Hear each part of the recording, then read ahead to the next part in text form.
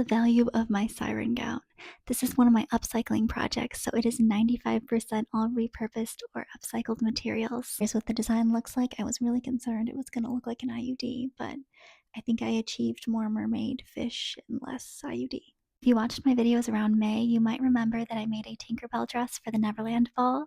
This is all the fabric from the Tinkerbell dress. I ripped that one up to make this one. The only thing that I bought new for this project was $20 worth of nude mesh spandex that I put on either leg and then in the back of the dress as well. Material value for my Tinkerbell dress was almost $1,000, but because I repurposed and upcycled the fabric for this dress, it was only $20 for our material cost. But that doesn't mean the dress is worth $20. We still have to account for all the time and energy that went into making this. We'll note that the one negative about upcycling is that it does take a lot more time and energy to complete the project because you have to take apart, deconstruct the initial project and make sure you do it slowly and gently enough that you don't damage the fabric in order to reuse the fabric and reconstruct the new project.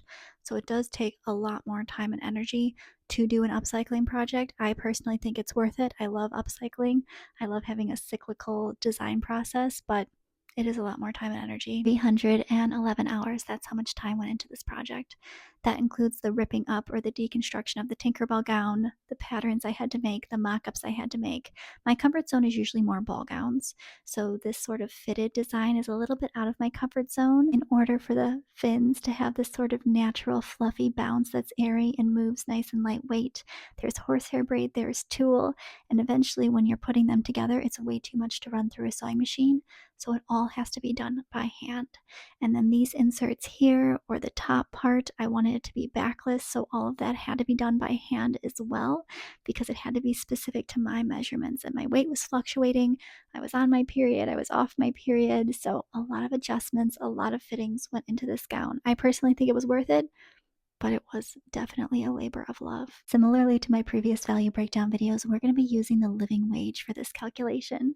Even though this is skilled labor, we're just using smaller numbers here just to give you a baseline idea of what these designs would go for if they were being sold, or at least if I was selling them. I'm not. This is just a hobby for me, but I just like to give you an idea of how much these would cost if they were being sold. So we are just going to use the living wage here. 311 hours times 24.42, the living wage, is $7,594.62 for our total value.